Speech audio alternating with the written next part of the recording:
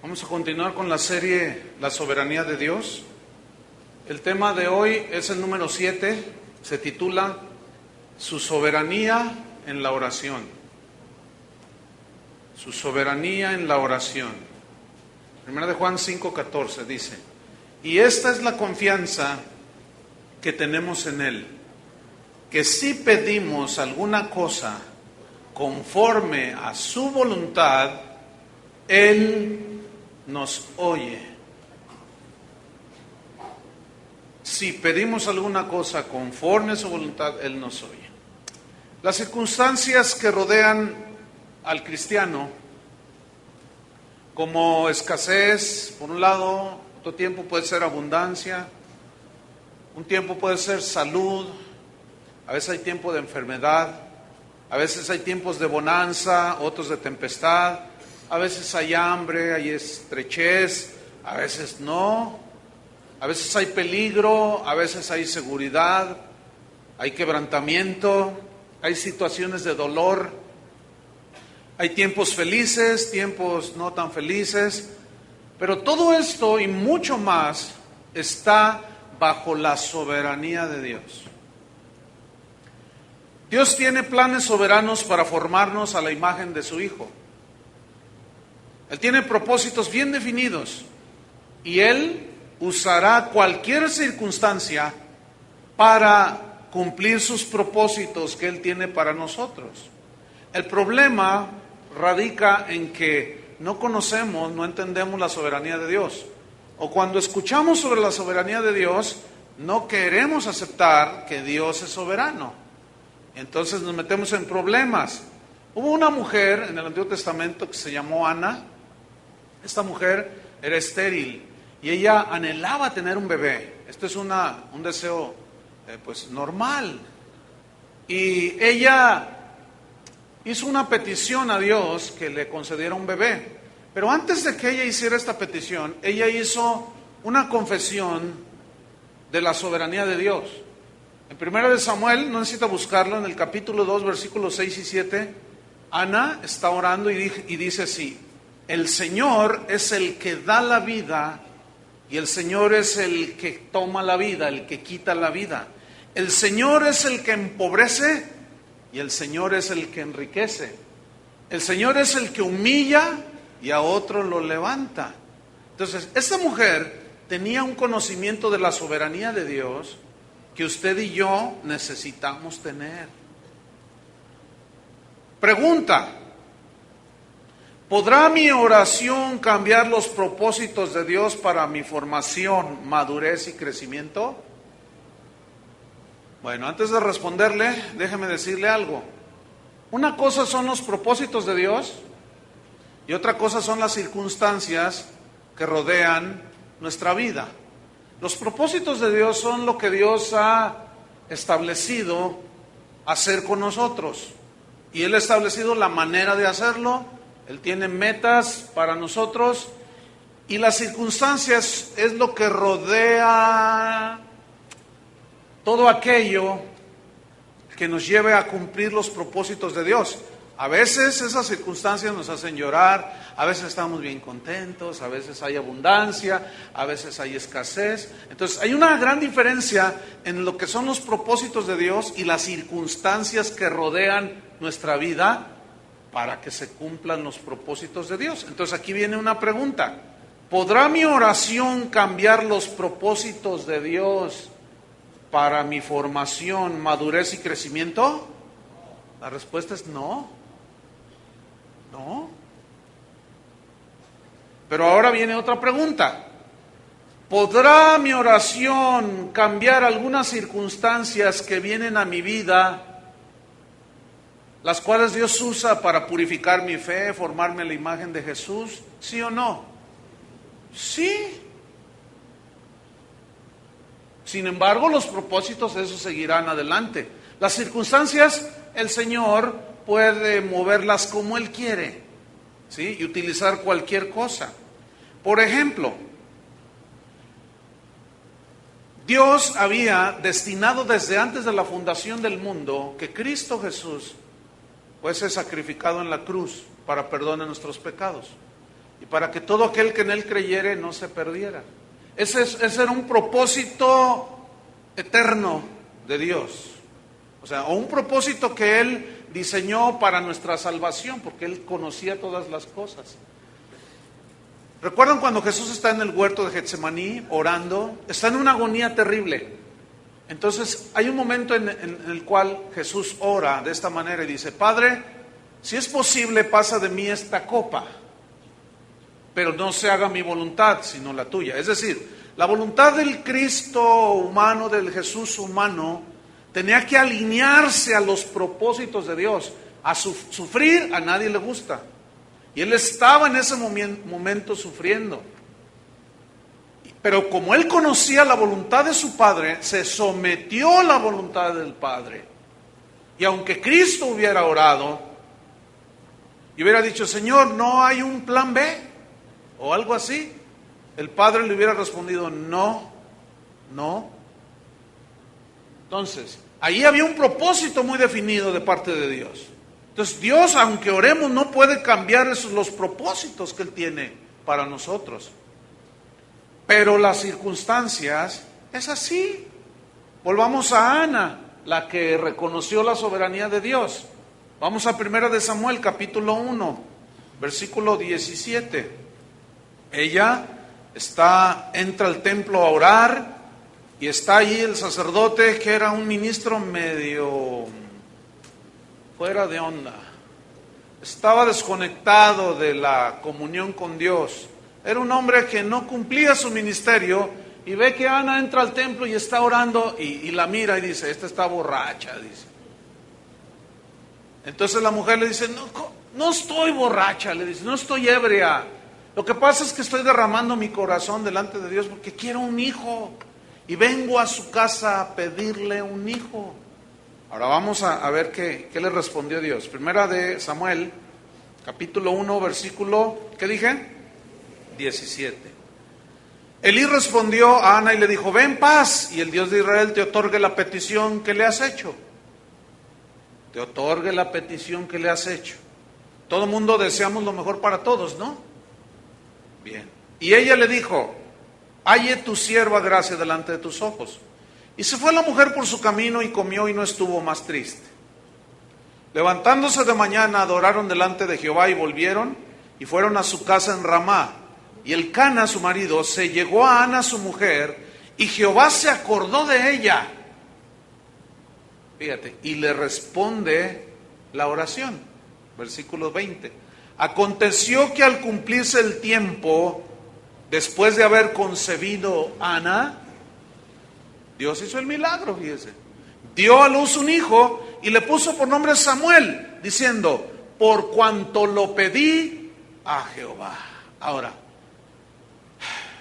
¿cuánto tiempo pasó para que Ana recibiera el milagro? ¿Cuánto tiempo tenía ella orando por ese milagro? No dice la Biblia, pero se entiende que fue bastante tiempo, en lo cual ella anhelaba, lloraba, miraba a otros niños, su corazón latía y yo quiero un niño, yo quiero un niño. Entonces va con Dios y le hace la petición, y Dios tiene a bien darle un hijo, y le dio a Samuel, que fue uno de los profetas del Antiguo Testamento, un hombre tremendo de Dios. Ahora, ¿por qué nació Samuel? Porque era la voluntad de Dios, ¿no es cierto? ¿Por qué naciste tú? Porque era la voluntad de Dios, así de plano. Hay mujeres que se pasan 20 años orando por un hijo y nunca no llega el hijo. Yo conozco un par de ellas que nunca llegó el niño. ¿Por qué? Porque Dios no quiso. ¿Qué más les puedo decir, hermanos? ¿Tenían fe? Claro que tenían fe. Pero bueno, ¿qué Dios no es soberano aún en la oración? Por supuesto que sí. Entonces, vamos a Primera de Juan, donde tomamos este versículo, en el versículo 14, y vamos a estudiarlo para que se nos aclare un poco más esto. Quiero hacer una aclaración. Esa enseñanza no es acerca de la oración, no. Es acerca de la soberanía que Dios tiene en la oración de sus hijos. ¿Ah? Él sigue respondiendo cuando Él quiere, como Él quiere, a la hora que quiere y de la manera que Él quiera. ¿Ok? Bueno, vamos primero a Juan 5:14. Y esa es la confianza que tenemos en Él. Que si pedimos alguna cosa conforme a su voluntad, Él nos oye. Bien, vamos a estudiar este versículo. La primera frase, esa es la confianza que tenemos en Él. Aquí la palabra clave es la palabra confianza. Y aquí esta palabra viene del griego parresia, que significa seguridad, que habla de la seguridad que tenemos de entrar a la presencia del Señor. Porque a través de su sangre nosotros tenemos libertad para entrar al lugar santísimo, donde está la misma presencia de Dios. Y nosotros entramos delante del trono de la gracia. Entonces hay una seguridad para entrar, una confianza que tenemos en Él. Pero esa confianza, esa seguridad, tiene una connotación o también significa que entro con seguridad delante de Él para pedir abiertamente, con toda confianza, con toda franqueza y con una libertad impresionante, lo que yo quiera pedirle a Dios. Ahora, tomamos la segunda frase. Esa es la confianza que tenemos en Él. Podemos pedir lo que querramos, con toda libertad. Que si pedimos alguna cosa, aquí pedimos es, oramos, demandamos, rogamos a Dios alguna cosa. Esta frase alguna cosa incluye todo. Incluye las cosas de la vida, incluye familiares, amigos, personas sobre las cuales nosotros deseamos algo para ellos. Entonces nosotros podemos tener libertad para pedir, Señor, que mi hijo sea artista de Hollywood. Bueno, esa es tu oración, ¿verdad? Otro puede orar, Señor, que mi hijo sea un tremendo misionero. Bueno, tienes libertad de pedir lo que tú quieras. Yo le he pedido que el Atlas sea campeón y no más nada. Bueno, ahora, cuando yo veo esto bajo la soberanía de Dios, pues me consuela, porque digo, bueno, Dios no quiere. ¿Qué le vamos a hacer? Ay, Dios. Entonces, fíjese, que si pedimos cualquier cosa, pero luego viene otra frase muy importante, que es clave en este versículo. Que si pedimos, anhelamos, deseamos cualquier cosa, conforme a su voluntad. Aquí hay dos palabras muy importantes, que es conforme, que en el griego significa si pedimos según lo que va de acuerdo con su voluntad. Pero la segunda palabra importante es la palabra voluntad. Y voluntad significa, viene de la palabra griega selema, que significa determinación. Es decir, si nosotros pedimos cualquier cosa conforme a la determinación que Dios ya ha hecho respecto de nuestra vida, nuestro futuro, nuestra familia, lo que sea, cualquier cosa. Esta palabra voluntad, que se traduce por determinación, también se traduce como propósito. Entonces, si nosotros pedimos cualquier cosa según sus propósitos, Él nos oye. Nos oye. Pregunta, ¿cuántos son padres aquí? Otra pregunta. Cuando sus hijos le piden algo, ¿les da todo lo que le pide su hijo? Ay, usted es re buena gente, ¿verdad? Otra vez, porque no sé si me expliqué. Cuando usted se acercan sus hijos y le piden todo lo que sus hijos quieren, ¿usted se los da? No. No, por supuesto que no. Imagínense que llega su hijo, dice, papá, mamá, préstenme su carro nuevo que acaban de estrenar, ¿no? Entonces usted, papá, le dice, pero hijo, dice, sí, papá, es que mira, quiero darme una vuelta por todo el periférico aquí de la ciudad. Pero hijo, ay papá, tú eres mi padre y tú debes de... Hijo, bueno, sí soy tu padre, pero mira, hay un problema, hijo. ¿Cuál es el problema? Dice tu hijo. Es que tienes 5 años, hijo. Ahora, usted le da a sus hijos todo lo que todo lo que le piden a usted, ¿verdad que no? Ay, qué malo es usted, oiga. usted no es amor, usted no ama a sus hijos. Ahora, los padres que le dan todo a sus hijos, los dañan, ¿sí o no? Entonces, esa analogía cabe perfectamente en lo que yo les estoy diciendo. Dios sabe mejor que nadie qué es lo que conviene que nos dé, ¿sí o no? Por eso es que no todas nuestras oraciones son respondidas, contestadas. Por eso, esa es la razón. Por eso dice, si pedimos alguna cosa conforme a sus propósitos, conforme a su voluntad, Él nos oye. Ahora, nos oye como usted oye a sus hijos. Pero el hecho de que Dios no responda en ocasiones no quiere decir que no nos oyó. ¿Verdad? Como usted cuando escucha a su hijo, pues ya nomás se le queda mirando, ¿verdad? Entonces, tomamos el versículo, esa es la confianza que tenemos en el que si pedimos alguna cosa conforme a su voluntad, Él nos oye. Versículo 15, dice, y si sabemos que Él nos oye, si sabemos, si conocemos que Él nos oye, ay Señor, tú no te vas a negar, Él nos está oyendo. Dice, en cualquier cosa que pidamos, en cualquiera cosa que pidamos, sabemos que tenemos las peticiones que le hayamos hecho. Ahora, este versículo 15 debe de interpretarse a la luz del versículo 14. Tenemos las peticiones que le hayamos hecho si éstas son y están en su voluntad, en sus propósitos. Ahí es donde muchos cristianos, al no conocer la soberanía de Dios, se frustran.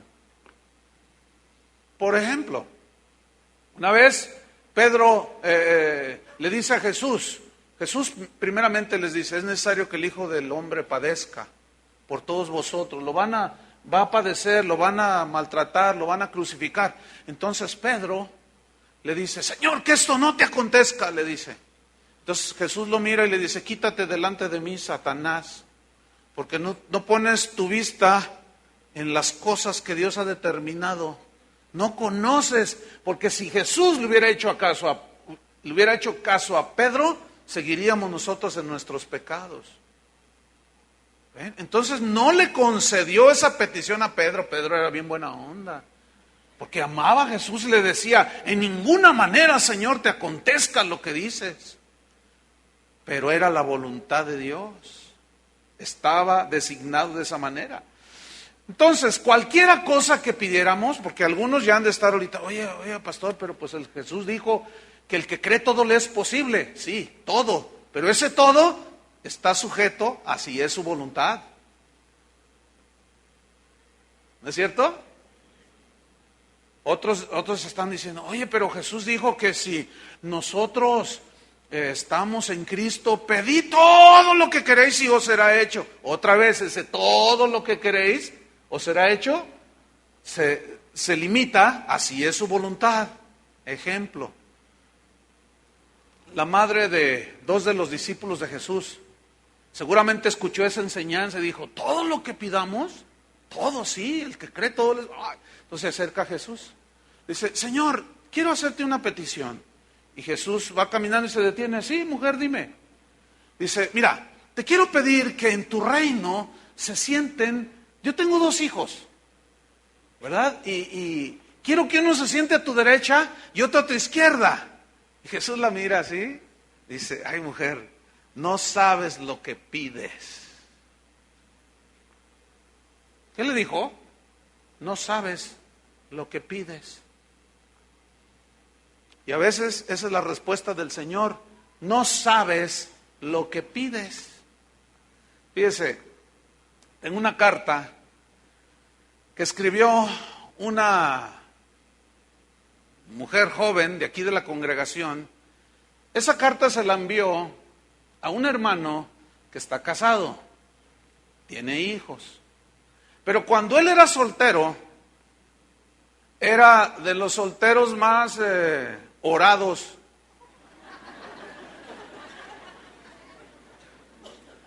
De casa de oración. Había como 300 hermanitas que decían que Dios les había dicho que ese iba a ser su marido. 299 cenaron muchos tacos. Solamente es para una. Se casó con una. Entonces una de esas 299 le mandó una carta que yo tengo allí.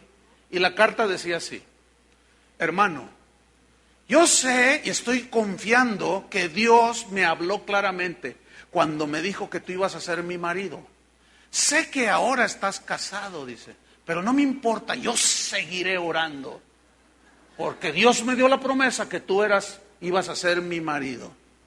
Esa hermanita está...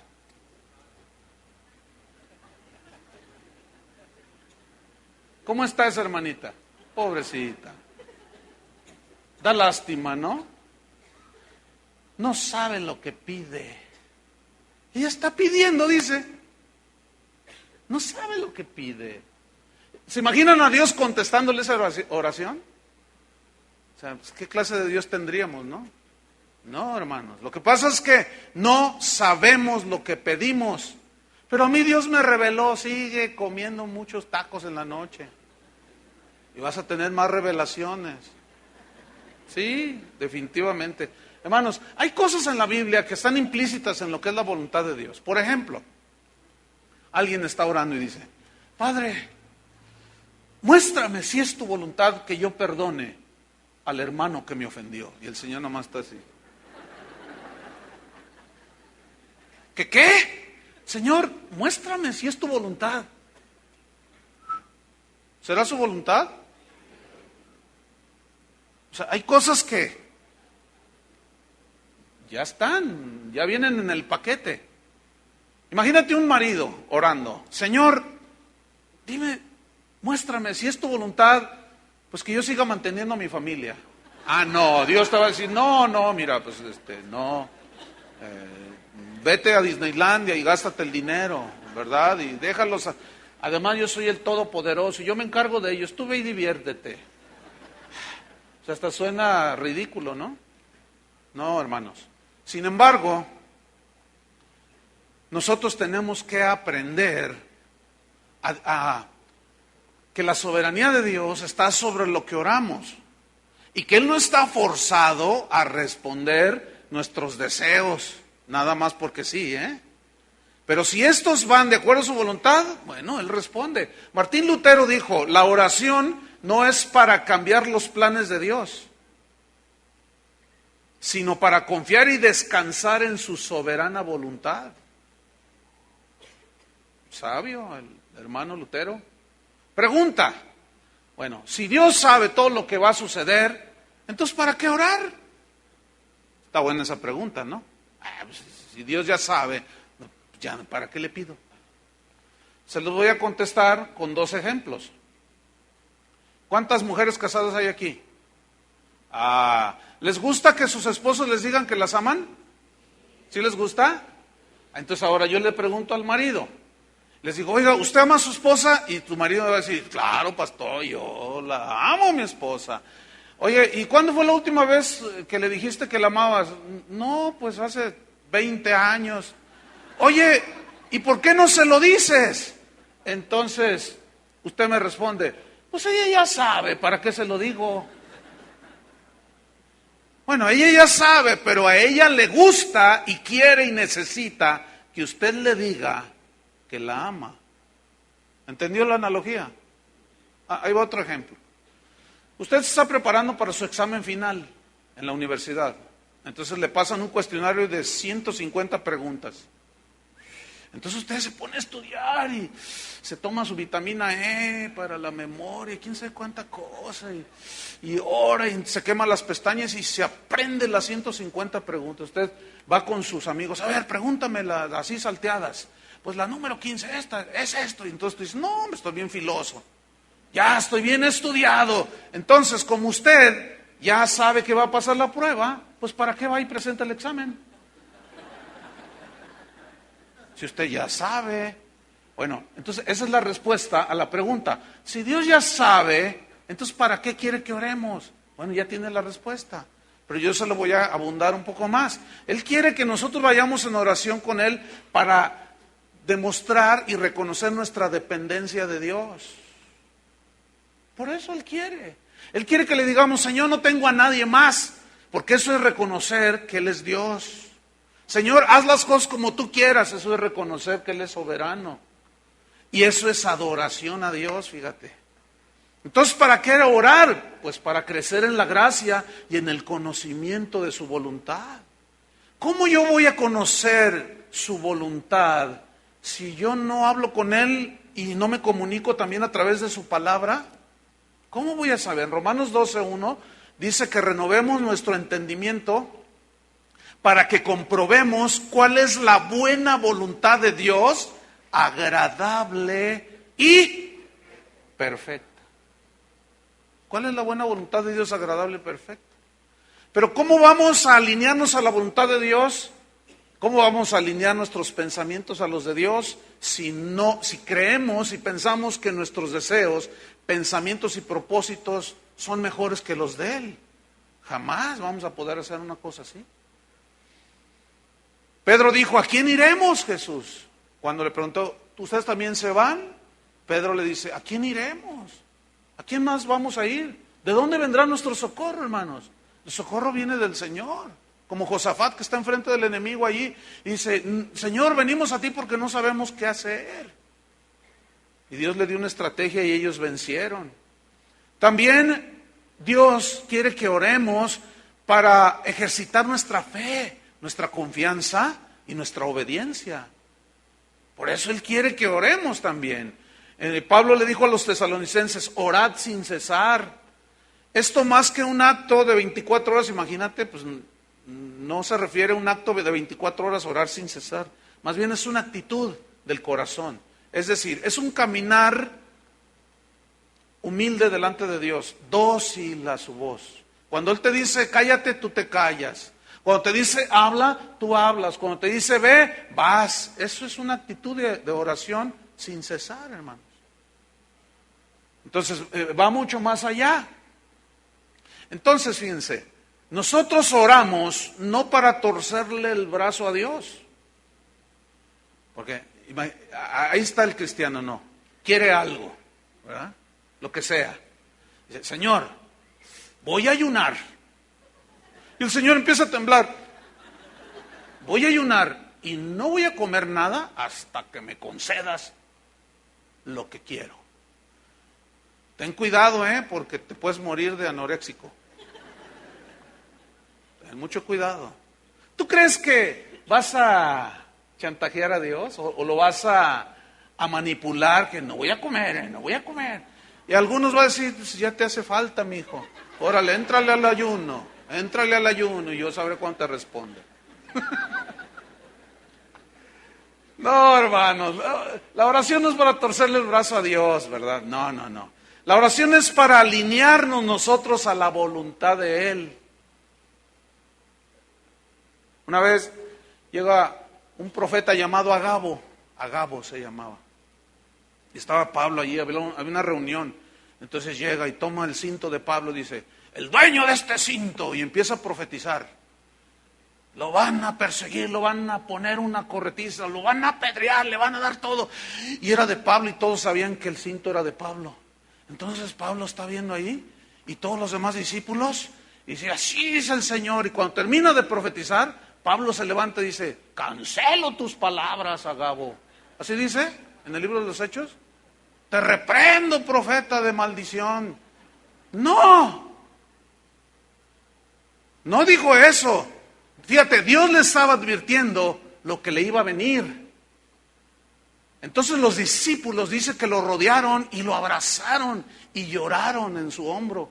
Entonces él dice, ¿qué están haciéndome la vida más difícil? Tranquilos, dice. Yo aún mismo estoy puesto para poner mi vida.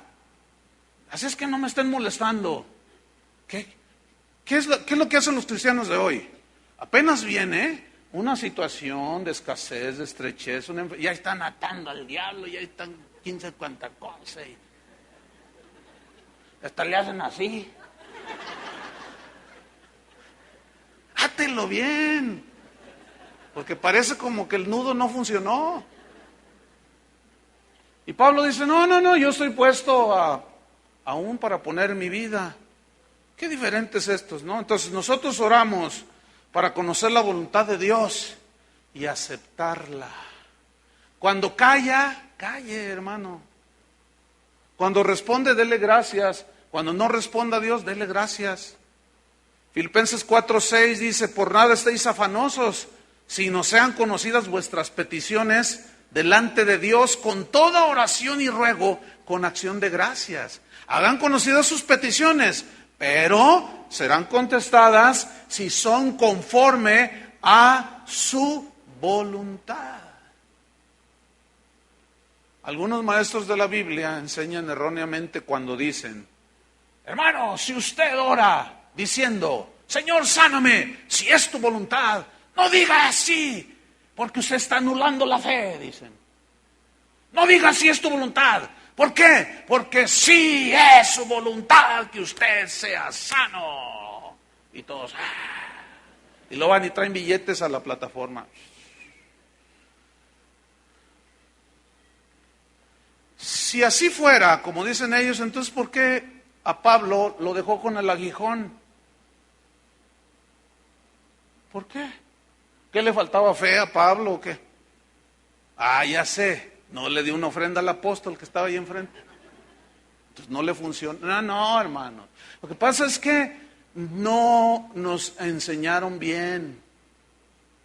No nos enseñaron que Dios está aún sobre lo que nosotros querramos y anhelemos y pidamos. Y como Él es un buen padre, Él sabrá si nos contesta o no. Él sabrá cómo nos contesta. Él tiene sus maneras de contestar. Hay una historia que sucedió en la Segunda Guerra Mundial, muy interesante. Yo cuando la leí hace muchos años y se me quedó grabada. Sucedió durante la Segunda Guerra Mundial en Europa, cuando los norteamericanos fueron a defender a Europa de la invasión nazi. Entonces había unos cristianos franceses, pues civiles, ellos se escondían cuando venían los bombarderos y ellos pues tenían como un búnker bajo tierra y allí se protegían. O escuchaban la sirena y corrían y se metían. Pero comenzó a escasear el agua y los alimentos y ellos estaban muriendo de sed. Entonces dijeron, vamos a orar, que Dios haga un milagro. Entonces comenzaron a orar, Señor, necesitamos agua, haz un milagro. Tú mandaste los cuervos y alimentaron a Elías. Tú hiciste brotar agua de la peña, Señor. Queremos agua, si no vamos a morir, Señor, haz un milagro. Y en eso suena la sirena, que venían los bombarderos nazis. Y a correr se ha dicho, ¿no? Fueron como 2 horas de bombardeos. Y ellos nomás se cimbraban ahí en el agujero ese que estaban.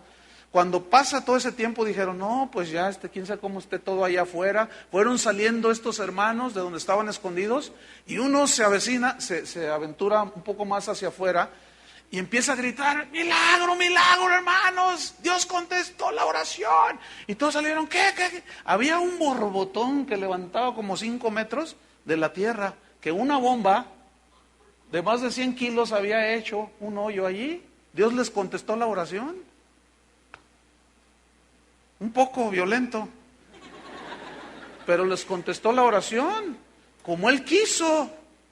Usó la circunstancia que Él quiso. Entonces nosotros oramos para conocer la voluntad de Dios y la aceptamos como Él quiera responder o se abstenga de hacerlo. Entonces nuestra creencia en cuanto a la oración, fíjese, tiene que estar expuesta a la luz de las Escrituras. Pero tiene que tener, para verla así muy clara, lo más claro posible, tiene que estar bajo la lupa de la soberanía de Dios. ¿Sí sabe para qué es una lupa? No es un vidrio de aumento. Hace unas semanas, andando en una tienda allá en los Estados Unidos, comprando cables para la computadora, de pronto vi en una parte que estaban unos binoculares allí en exhibición.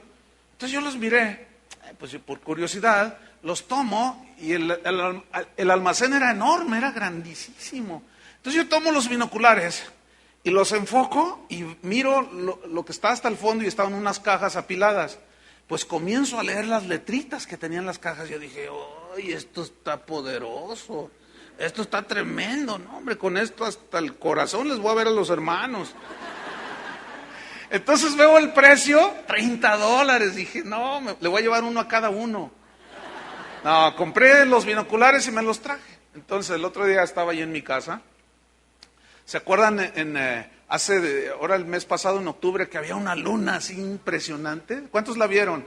Se veía hermosísima. Entonces, cuando voy, porque yo vivo así en una parte alta, cuando vamos subiendo, les digo a mis hijos, miren la luna, qué tremenda, ahorita vamos a verla con los binoculares. Entonces, salimos a la ventana y está ahí la luna. Entonces la agarro y la enfoco. ¡Wow! La veía aquí, mire. Escúcheme bien, están tan potentes que se veían los cráteres de la luna. Pues la veíamos aquí a la luna, una lunota así impresionante. Escúcheme bien, aquí hay una enseñanza. Cuando nosotros vemos a través de la palabra de Dios y luego todavía vemos la palabra de Dios, todavía le ponemos los binoculares de la soberanía de Dios, vemos todo bien claro. No sé si me expliqué. Usted ve todo aquí. Entonces dice, entonces por eso no me contestó Dios. No. ¿Por qué se está tardando? Porque está tardando conmigo. Ay, mira, me contestó, gloria a Dios. Tú habías de creer como yo. Y el otro está, es que yo sí creo. Dice, entonces ¿por qué no te contestas? Has de estar en pecado. Y comienzas a decir un montón de cosas. Ignoras que en la soberanía Dios está tratando muy diferente con tu hermano que contigo. Entonces no metas a todos en tu cajita, por favor. ¿De acuerdo? Entonces si tú un día oraste y creíste y Dios te bendijo, pues dale gracias a Dios. Deja que Dios trabaje con otros. Entonces, nuestra creencia a este respecto tiene que estar expuesta a la luz de la palabra y todavía agarre unos binoculares. ¿Cuántos se ponen lentes para leer? Yo, para ver más claro. Es más, hasta tengo una lupa allí. La lupa significa que ya me estoy haciendo viejito, pero veo más claro. Fíjate, en la historia de Israel hubo un tiempo bien terrible. Decían ellos, vamos a la casa del Señor, porque allí Dios le vamos a pedir y Él nos va a dar lo que querramos. Y nosotros vamos a orar. Y porque este es templo de Jehová, esta es casa de Dios, este es templo de Dios. Entonces Dios le dice a Jeremías, mira, ve y dile a todos esos, párate en la puerta del templo y diles, ustedes que dicen que esta es la casa de Dios, ustedes que roban, matan, adulteran, mienten, ustedes creen que no les va a pasar nada, pues diles que no, diles que me los voy a surtir. Diles que les voy a mandar el juicio y los voy a tratar con ellos duramente. Entonces va Jeremías y se para a la puerta del templo y les dice, ¿tú qué crees que no sé qué? Y les empieza a decir. Entonces pues lo miraban feo al pobre Jeremías. Él simplemente obedecía a Dios. Entonces él, como era un hombre de Dios, pues amaba al pueblo de Dios. Entonces Dios le dice, está Jeremías ahí dando la advertencia y regresa con el Señor y le dice, ahora ve y diles esto. Y va y les dice otra vez sus verdades a esos hermanitos de casa de oración. Entonces, como que Jeremías quiere interceder a favor de ellos, y en el capítulo 7 de Jeremías, en el versículo 16, les dice, tú pues no ores por este pueblo, porque no escucharé tu clamor, ni tu oración, no ores por ellos. No sé cuántos les ha pasado eso, pero a mí me pasó un par de ocasiones. Y ahorita recuerdo un caso de un compañero del ministerio, el cual se había desviado de los caminos de Dios. Un grupo de pastores lo llamamos para ayudarlo y restaurarlo, que confesara sus pecados y ayudarlo a restaurar. Y lo llamamos, y confesó sus pecados, dijo que se iba a someter a la disciplina, y cuando salimos de la reunión se salió y se empezó a burlar de todos nosotros, pero no solo de nosotros, de Dios, porque siguió con su doble vida y siguió predicando, siguió ministrando y se burló de Dios. Entonces dijimos, ¿qué vamos a hacer? Pues nada más a orar. Entonces todos los días en aquellos, de esto hace como 5 años, una mañana yo comencé a orar, empecé a adorar al Señor y comencé a orar y me acordé de este hermano. Entonces yo dije, Señor, te pido, y oí su voz que me dijo, no ores por él. Mi primera reacción fue, vete, Satanás. Lo que más necesita este hermano es la oración a su favor, que Dios lo ayude. Es el diablo, vete, diablo. Cancelo tus palabras. Te ato. Y me contesta el Señor y me dice, no, soy yo. Soy yo. Entonces yo le dije, Señor, si eres tú, demuéstrame en la palabra de Dios. Yo estaba todo turbado. Y me dice, lee Jeremías 7:16. Así como se los estoy diciendo. Yo tenía mi Biblia así a la mano y abro Jeremías 7:16. Tú pues no ores por este pueblo porque no te oiré. ¿Por qué Dios le dijo a Jeremías, no ores porque no te oiré? Porque les he amonestado una vez, otra vez, 3 veces, 4, y no me han hecho caso. Se han rebelado y se han burlado. No ores más por él. Dejé de orar por él. Después, estando en ese mismo momento, el Señor me lleva a otra escritura. Cuando Jesús les dice a sus discípulos, no le echéis las perlas a los cerdos. No sea que los pisoteen. ¿Qué significa eso? Las perlas ahí es el evangelio, es la palabra. Y habla de que si tú vas y le compartes a alguien, siempre se burla, siempre se burla, siempre se burla. Y tú estás ahí, no, que mira, que jaja, tu cristianito, tu pastor, le va al Atlas, que quién sabe qué, no, y empiezan a burlarse, no, y ese que está ahí en la alabanza, y que, no, y se burlan, ay, sí, levantan las manitas, y tú no te burles, y están, no le eches las perlas a los puercos, ya no les digas nada. Ya, cálmate, déjalos. ¿Es bíblico o no? Pero esto no va con el concepto que tenemos del Dios de amor. Escuche, Dios es un Dios de amor, pero nunca va a ir en contra de la verdad que Él estableció. ¿No es cierto? Hay una historia en Hechos 12, vaya conmigo. Tiene de todo, esta historia. Te ríes, lloras, te consuelas. Van a ver, Hechos 12, versículo 5.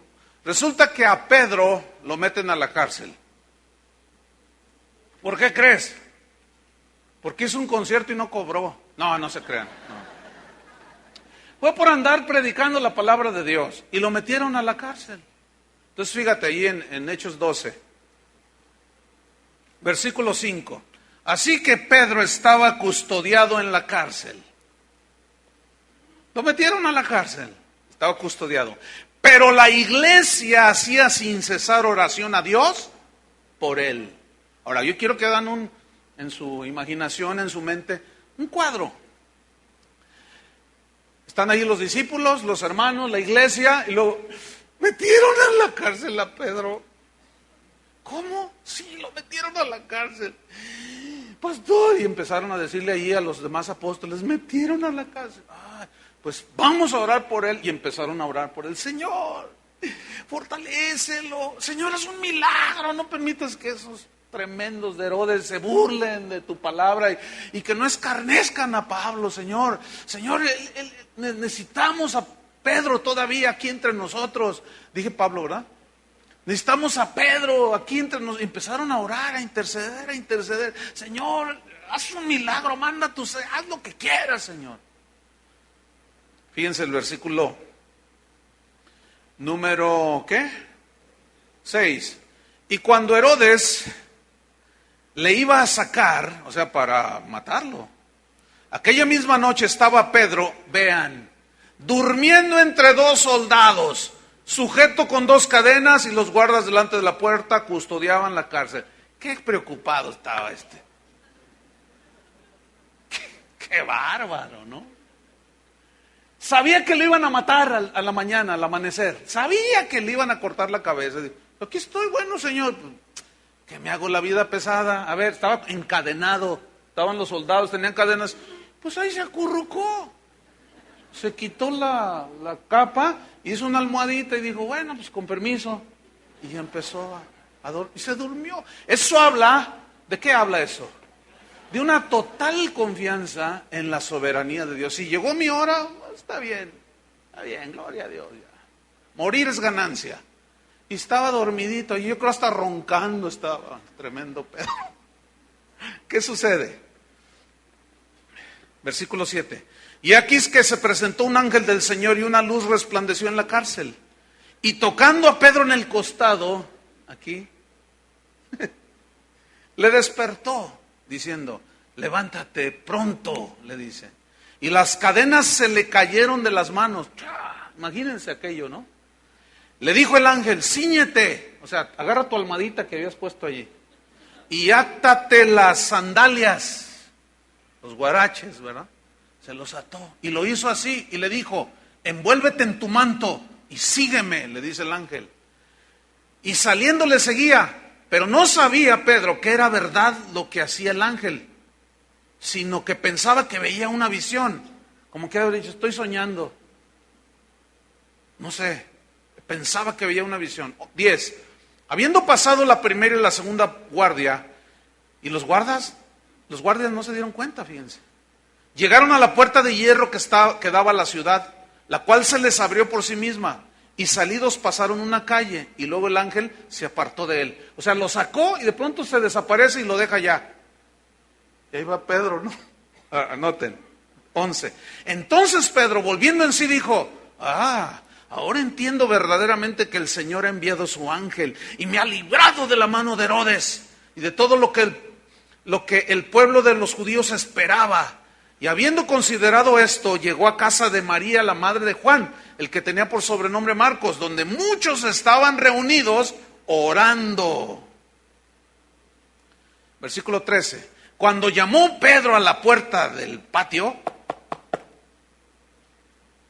salió a escuchar una muchacha llamada Rode, la cual cuando reconoció la voz de Pedro, de gozo no abrió la puerta, sino corriendo adentro, dio la nueva de que Pedro está allí en la puerta. Pedro, el Señor respondió la oración, hermanos. Y vean la respuesta de ellos en el 15. Ellos le dijeron, estás loca. Yo no sé si ellos realmente estaban creyendo lo que estaban orando. Miren, la respuesta fue tan inmediata que hasta no creyeron. Pablo lo metieron a la cárcel varias veces. Fue en la cárcel donde escribió las epístolas pastorales. Fue en la cárcel donde escribió la epístola a los filipenses, que se conoce como la epístola del gozo, porque es donde repite él, gozaos en el Señor, regocijaos. Y él estaba en la cárcel, hermanos. Yo les aseguro que la iglesia hacía oración sin cesar por Pablo. ¿Por qué Dios no lo soltó? ¿Por qué Dios lo metió allí? ¿Saben para qué? Para que estuviera totalmente tranquilo y escribiera las epístolas que hoy tenemos aquí. ¿Pero qué hacemos nosotros? Al no conocer la soberana voluntad de Dios, que Él tiene propósitos soberanos, pues hacemos muchas cosas que no van de acuerdo a su voluntad. Y nos frustramos, y nos desanimamos, y decimos, ¿por qué a mí, Señor? Y cuánta cosa, ¿no? Le dijeron, estás loca, pero ella les aseguraba que así era. Entonces ellos decían, es su ángel. Más, o sea, su angelito de la guarda, ¿verdad? De noche y de día y de noche. No, es que la Biblia dice que los ángeles del Señor están cuidándonos. Por eso los judíos sabían que hay ángeles designados por Dios que nos cuidan, aunque no los vemos. Entonces ellos dijeron, es su ángel. Dice en el 16, mas Pedro persistía en llamar, o sea, estaban todos atónitos y él allá afuera, tocando, ¿verdad? Y Pedro persistía en llamar. Yo me imagino que agarraba una piedra y ábrame, porque los soldados ya iban a despertar. Y como pues no le abrían, yo me imagino como que se desesperaba y golpeaba. y luego con los guaraches, no, mejor así, ¿verdad? Porque si le da así, pues imagínense el dedo. No sé, él estaba, ábrame, entonces ya cuando reaccionan los hermanos, lo ven, dice, él persiste en llamar, y cuando le abrieron y le vieron, se quedaron atónitos. La oración tiene poder. No, la oración no tiene poder, hermano. El poder lo tiene Dios, no la oración. Si la oración tuviera poder, sería infalible la oración y siempre respondería el Señor. Yo estoy tumbando muchas cosas que usted ha ido acumulando a través de su cristianismo que no van con la palabra de Dios, ¿eh? La oración no tiene poder. El poder es del que responde la oración. Porque entonces la oración de Pablo no tenía poder cuando le dijo, Señor, te ruego que me quites este aguijón. Uy, qué oración tan más debilucha. Pues no se lo quitó. Entonces, ¿quién es el que tiene poder? ¿La oración o el Dios que responde a la oración? Hay que ubicar las cosas entonces. Porque a veces no sabemos lo que pedimos. ¿Tiene poder la oración? No. Algunos le hacen.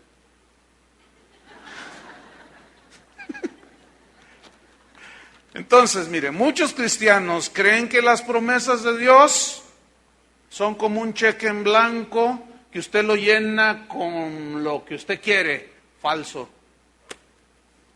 Las promesas de Dios no son un cheque en blanco como algunos enseñan por allí, hermano.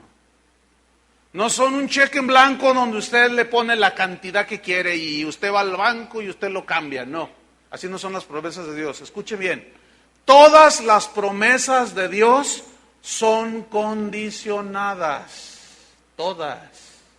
Si oyereis atentamente la voz de Jehová tu Dios, entonces, si permanecéis en mí, mis palabras permanecen en vosotros. Todas las promesas de Dios están condicionadas. Entonces, esos maestros mentirosos que enseñan que las promesas de Dios son como un cheque en blanco, los han engañado, hermanos. No son cheque en blanco. Ayer un hermano, pues impactado por la enseñanza, me dijo, hermano, es que Dios me aclaró muchas cosas. Y te voy a contar algo, mira, mi negocio se trata de esto y esto. Entonces recibí una llamada y contestamos y nos contrataron para ir a hacer un trabajo en una nueva empresa que se iba a inaugurar. Entonces cuando estábamos allí y hablando yo con el dueño, resultó que el dueño es cristiano. Y ya nos identificamos, pues ¿qué es que hermano, gloria a Dios y a su nombre, gloria a su gloria? Y empezaron ahí. Hicieron su servicio de alabanza. Entonces le dice, mira, necesito que hagas esto, pongas esto aquí y esto, mira, esto me lo vas a poner aquí, me lo vas a resaltar color oro.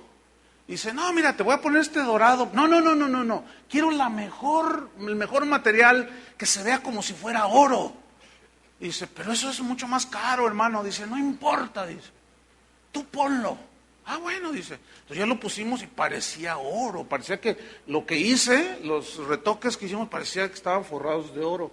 Dice, es que mi pastor, le dijo el otro hermano, es que mi pastor nos ha enseñado que el oro atrae al oro. Miren, en primer lugar, eso no era oro. Bueno, ya con eso. En segundo lugar, dice, cuando yo ando acomodando las cosas y todo, había un cuartito por ahí. Y dice, mira, mañana tienes que terminar esto hoy aunque te desveles, porque mañana es la inauguración y va a venir el pastor y va a venir a ungir con aceite y va a venir a hacer sus brujerías, sus prácticas así. Entonces, pues quiero que esté todo bien terminado, dice. No, sí, cómo no, hermano, claro que sí. Entonces dice, yo tengo un ayudante que resultó que va a la misma iglesia de este hermano. Y cuando se vieron allí, ay, hermano, no sé qué, bueno. Entonces dice, ahí estamos trabajando y hay un cuartito allá atrás. Y yo voy y empiezo a comer unas cosas y de pronto veo un montón de botellas de vino. Y digo, caray, ¿qué será esto? A su nombre, gloria. Aquí la cosa se va a poner, ay Dios, dice. Total, dice que termina el trabajo, se van. Y al hermanito, a su empleado, lo invitaron a la inauguración. Y después le dijo al hermano, que me dijo ayer, ay hermano, ¿qué crees? Hubieras visto cuando se fue el pastor, ungió todo, dijo, yo invoco la prosperidad en este lugar, gritaba, y aquí le echaba aceite, aquí le echaba allá y le echaba más allá. Dice, y ándale, cuando se va el pastor que empieza el fiestón. No hombre, hubieras visto al hermano cómo terminó. Mira, tan borracho terminó que no se podía ni levantar, no se podía ni mover, así estaba totalmente perdido de borracho. Ah, gloria a Dios, ¿verdad, hermanos? A su nombre, gloria. ¿Ustedes creen que, saben qué es eso? Pura brujería, hermanos. ¿Piensan que porque hacen unos conjuros, sí, que porque dicen ciertas cosas bonitas y declaran y decretan y dicen y confiesan y que quién sabe cuánto, pero su vida es un desastre? ¿Ustedes creen que Dios va a obrar ahí? Entonces, muchos creen que las promesas de Dios son como cheque en blanco. Otros creen que Dios está obligado a responder lo que ellos confiesan, lo que ellos han visualizado, lo que ellos han decretado, y esto automáticamente viene. Eso es falso, hermanos. Otros creen que Dios está obligado a responder sus oraciones y que Dios les debe dar lo que ellos desean. Eso es falso, hermanos. Si usted cree así, que Dios está obligado a darle lo que usted quiere, por eso vino a morir en la cruz. Si usted cree así, usted es el soberano y no Dios. Porque aquí se van a hacer las cosas como yo quiero que se hagan, no como Dios quiere que se hagan, como yo le digo que Él lo haga. Eso es ponerse en el lugar de Dios y es un lugar muy peligroso, hermano. Fíjese, viene a mi mente un episodio que sucedió hace como 20 años aquí en Casa de Oración. Estábamos allá en el, poquito menos de 20 años, en el edificio que está enfrente, donde estuvimos antes. Llega una señora como de unos 50 años, 55, no sé, con una hija. Dice, pastor, mire, nosotros tenemos poquito en la congregación, somos hijas de Dios, pero tenemos que confesarle algo, tenemos que decirle algo. Estamos en un gravísimo situación. ¿Qué pasó? Es que estamos contagiadas de SIDA. Ay, cuando me dijo eso, inmediatamente oyes tú, SIDA, dices, no, muerte segura, ¿no? Porque es una enfermedad incurable. Entonces, me dice ella, mire, fíjese que fuimos a donar sangre al hospital civil y a la hora de la transfusión nos contagiaron y tenemos SIDA. Dice la señora, dice, pero todavía por si fuera poco, dice, yo tengo diabetes y tengo cáncer. Tengo invadido todo el estómago de cáncer. Entonces yo estoy escuchándolas ahí a las dos. Entonces dice la señora, y queremos, pastor, pues que ore por nosotros. Creemos que Dios puede hacer un milagro y bueno, nos encomendamos al Señor. Está bien. Entonces yo las tomé y puse mis manos y oré por ellas y oramos. Para no hacer larga la historia, la hija se murió y la señora se sanó. ¿Por qué? No me pregunte a mí. ¿Por qué cree? Porque Dios quiso así. La señora todavía vive. Ella vive en Atlanta, en los Estados Unidos. No hace mucho se comunicó conmigo. Dice, uy hermano, si viera cómo Dios me ha bendecido. Totalmente sanada la señora. Pero su hija se murió. Asistí yo a su funeral y ahí estaba la mamá sanada, sin nada, y la hija se murió de SIDA. Yo no le discuto a Dios. Bueno, de algo nos tenemos que morir, ¿no? Él es el que da la vida y el que la quita. El que la pone, ¿verdad? El que humilla y a uno humilla, a otro enaltece. Bueno, es que Él es el Dios soberano, hermanos. Entonces, si nosotros creemos que Dios debe de hacer todo aquello que nosotros le decimos que haga, y algunos osados hasta le cuentan a Dios a las 3, ahora, todavía día, ahora, y más. Y ahí está el Señor, ahí está el Espíritu Santo, ahí todo. Sí, ¿qué más, hijo? ¿Qué más? Puras aberraciones que se están dando dentro del cristianismo, hermanos, porque ignoramos la soberanía de Dios. Él sigue dictando las reglas, hermanos. Nada más les quiero recordar eso, ¿eh? Y Él sabrá si les responde o no la oración. ¿Amén? ¿Amén sí o amén no? Alguno dirá, ay hermano, ¿pero qué no ha leído el Salmo 37, versículo 4? ¿Qué dice el Salmo 37, versículo 4? Deleítate a sí mismo en el Señor y Él concederá las peticiones de tu corazón. ¿Así dice? Sí, así dice. ¿Lo han leído ese versículo? Deleite. Ahora, ¿qué es deleitarse? Bueno, les aseguro que la mayoría asumen que deleitarse es esto. Mira, tú puedes andar con doble vida, puedes hacer tranzas, lo que sea, pero, ay, mañana es domingo, y entonces yo quiero que mi negocio prospere, yo quiero que Dios me... Entonces yo voy a ir a la casa del Señor y me voy a deleitar. Entonces llegas aquí y empiezas a deleitarte. Levantas tus manitas y te empiezas a deleitar. Entonces tú dices, no, yo me deleito en el Señor y Él concede las peticiones de mi corazón. ¿Verdad que la mayoría piensa que deleitarse es eso? Venir y deleitarse así, ay, qué lindo, qué bonito. Siento, ay, casi me levanto del piso. Cuántas sensaciones hermosas tengo. Me deleité en el Señor. Entonces Él conoce la petición de mi corazón y yo me estoy deleitando. ¿Será eso? Los voy a desengañar que no.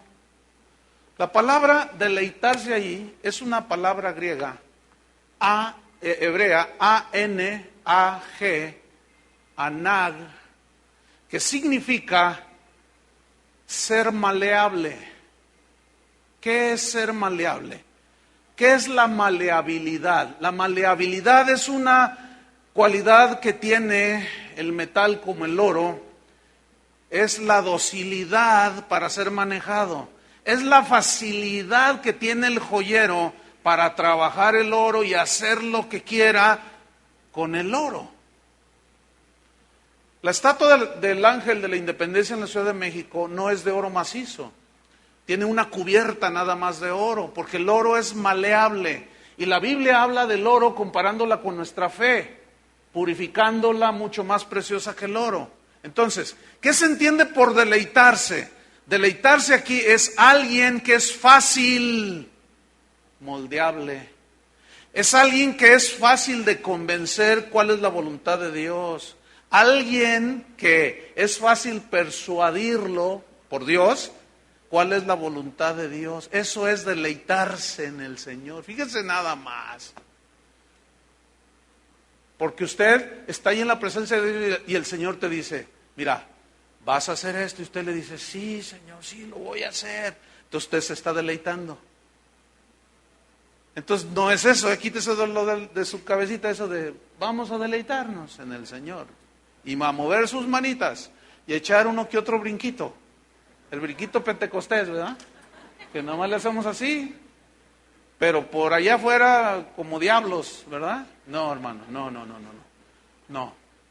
Si usted quiere que las peticiones de su corazón sean escuchadas, ¿por qué las peticiones de alguien que se deleita, que es maleable y formable en las manos de Dios, por qué sus peticiones son concedidas? ¿Saben por qué? Porque está en la presencia de Dios y conoce los designios de su voluntad. Y conoce y sabe cómo Dios trabaja y conoce la soberanía de Dios y sabe que cuando Dios le responde, pues se le da gracias. Y si no le responde, pues él puede esperar. Y si pasan tiempo y no le responde, dice, bueno, está bien, Señor. No hágase tu voluntad y no la mía, Señor. Amén. Eso es bien diferente. Vamos rápidamente a Santiago capítulo 5. Santiago capítulo 5.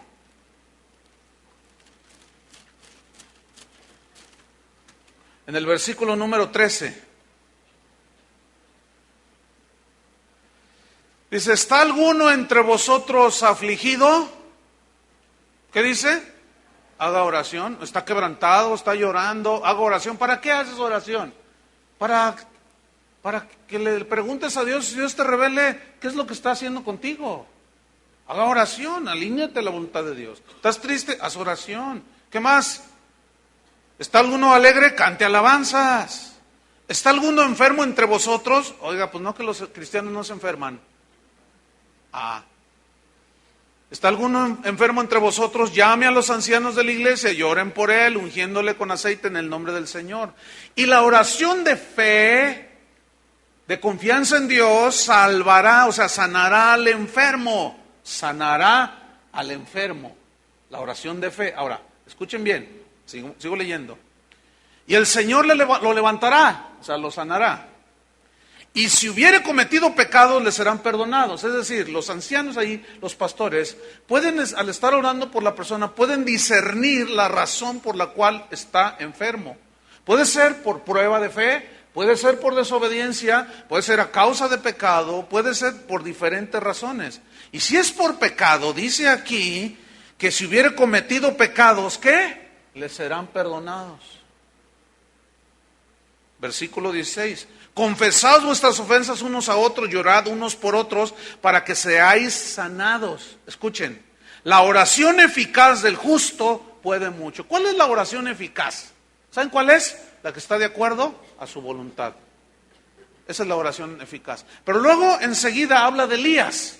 Dice, Elías era un hombre sujeto a las pasiones como nosotros, y él oró. Dice que no lloviese, y no llovió por 3 años y 6 meses. Y después oró en el versículo 18. Y el cielo dio la lluvia y la tierra produjo su fruto. Entonces ya, ahí algunos asumen lo siguiente. ¿Ya ven? Cualquier cosa que nosotros hagamos, la oración eficaz con fe puede mucho. Elías oró y dejó de llover. Oró y vino la lluvia.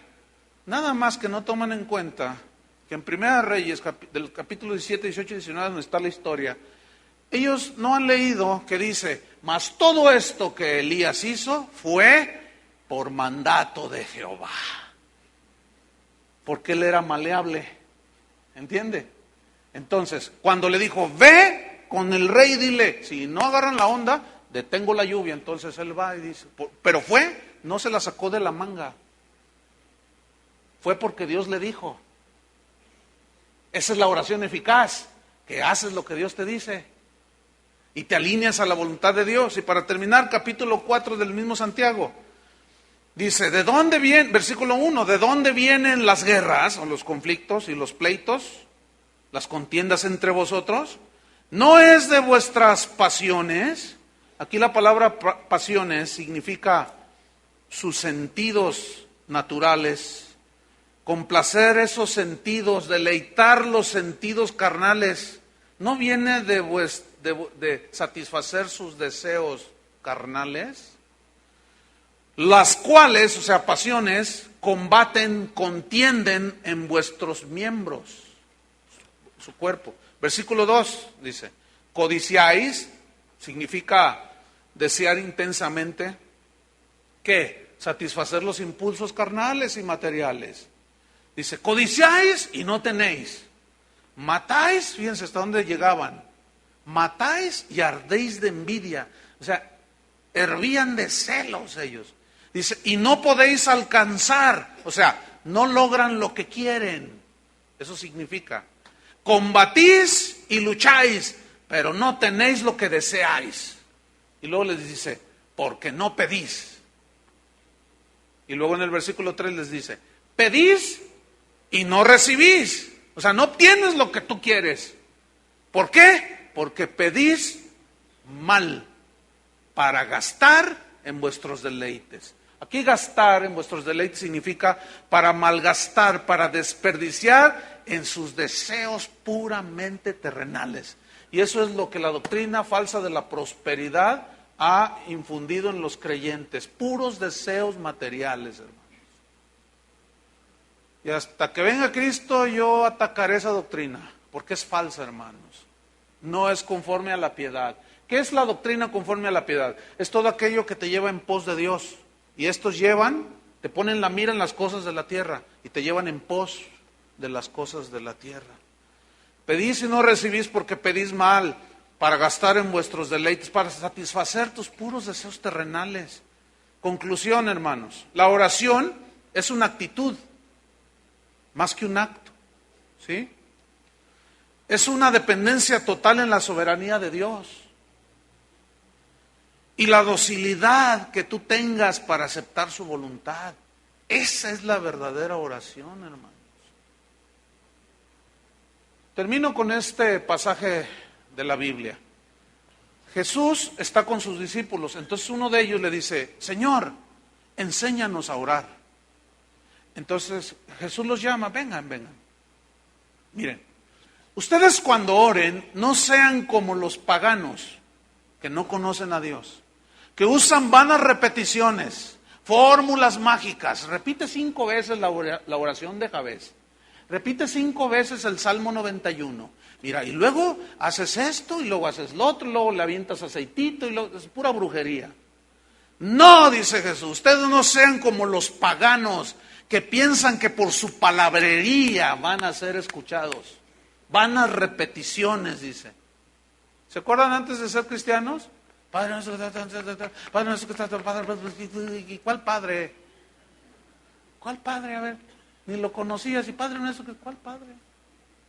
Pero luego, ni siquiera se fijaban, y justamente eso es ni siquiera se fijaban lo que decía el Padre nuestro, y justamente eso es lo que Jesús les dice. Mas ustedes cuando oren, digan así: Padre nuestro, que estás en los cielos. No es terrenal, está en los cielos. Santificado sea tu nombre, eres sobre todo, Señor. Venga a nosotros tu reino, que tus leyes gobiernen nuestro corazón. Danos hoy nuestro pan de cada día. Dice: hágase tu voluntad como se hace en el cielo, también en la tierra. Qué pasaje de la Escritura.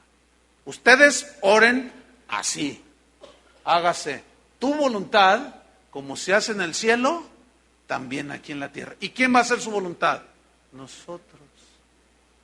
Pero si nos creemos diositos decretando y confesando, hermanos, no. Él sigue siendo soberano aún sobre lo que nosotros oramos. Él puede responder nuestra oración, sí, pero cuando Él quiera. Puede no responder porque no quiere. La manera como Él quiera. Nosotros vamos a hacer su voluntad. Amén. Porque conocemos un poco más sobre la soberanía de Dios en la oración. Pónganse de pie. Cierra tus ojos un momento.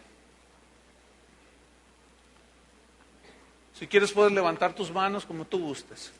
Pero tal vez sean algunas preguntas que tú tenías se han respondido. Cierra tus ojos.